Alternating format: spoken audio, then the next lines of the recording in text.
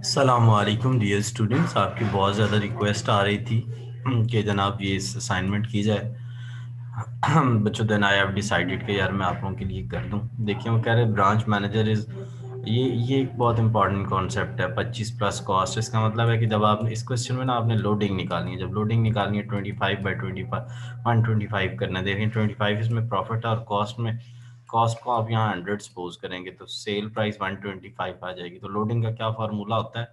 Profit divided by sales. मैं लंबी video नहीं करूँगा इसलिए जल्दी जल्दी बोल रहा हूँ। अच्छा, अगर आपने ना ग्रैंड क्रूज मुझसे हेल्प लेनी है तो इस नंबर पे व्हाट्सएप करके मुझसे करवा भी सकते हैं। और इसके अलावा अपनी असाइनमेंट्स क्विजेज के लिए भी आप इन सब्जेक्ट्स की, स्पेशली जो अकाउंटिंग और फाइनेंस के, आप मुझसे हेल्प ले सकते हैं। अल्लाह आपका हामी है। नासिर, अच्छा जी, all the expenses are paid by head office. तो हेड ऑफिस ने एक चेक भेजा है, तो ये एक्सपेंसेस हैं जो हेड ऑफिस ने हमें भेजे हैं। तो इसको हम यहाँ डेबिट में ब्रांच अकाउंट की किधर लिख देंगे बच्चों? ये डेबिट साइड है ब्रांच अकाउंट की, ये क्रेडिट साइड है, याद रखिएगा।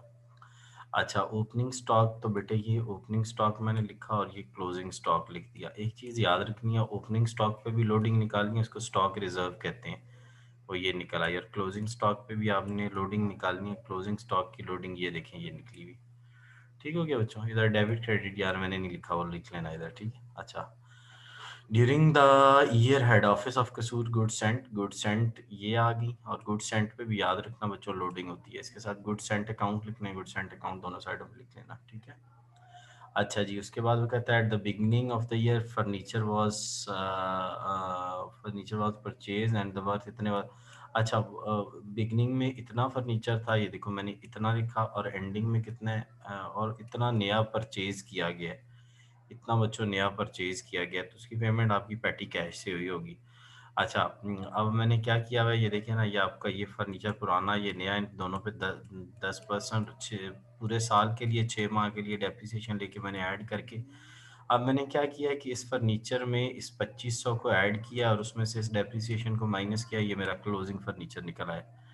ठीक है बच्चों, आगे चलते हैं। उसके बाद वो कहते हैं कैश सेल्स और क्रेडिट सेल। क्रेडिट सेल आपको शायद आइडिया है या नहीं, नहीं है तो कोई मसला नहीं। ये देखिए क्रेडिट सेल्स जो होती हैं वो टोटल डेटर अकाउंट में आ जाती हैं। ये मैंने क्रेडिट सेल्स को कहाँ डाल दिया बच्चों? टोटल डेटर अकाउंट में।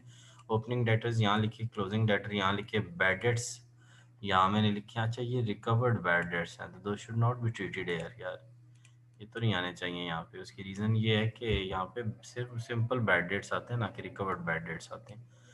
तो क्या इसका इम्पैक्ट हमारे उस पर चला गया होगा?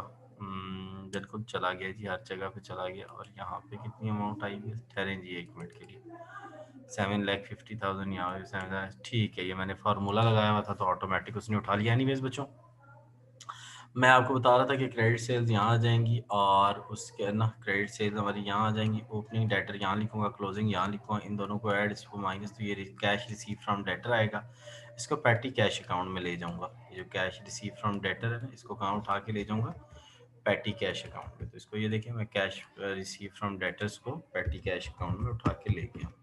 और इसके अंदर मैंने कैश सेल्स को ऐड करना है। क्लोज जो मेरे पास पैटी कैश का एंडिंग बैलेंस है वो नहीं है। एक्सपेंसेस पेड 10,450 के क्वेश्चन में दिए गए हैं, आप देख सकते हैं। फर्नीचर इतने का परचेज हुआ। अब बच्चों इन दोनों को मैंने ऐड किया, इनको माइनस किया, तो ये cash remitted to head office आ गया। Cash remitted to head office को मैंने इधर डेबिट में, सॉरी क्रेडिट में लिख दिया। इसके शुरू में ना आप लोग एक चीज़ कर लें, बैंक अकाउंट लिख लें, ताकि पता लगे ना यार ये बैंक के ज़रिए हमने हेड ऑफिस को रिमिट कर दी है। Cash remitted to head office आ जाएगा।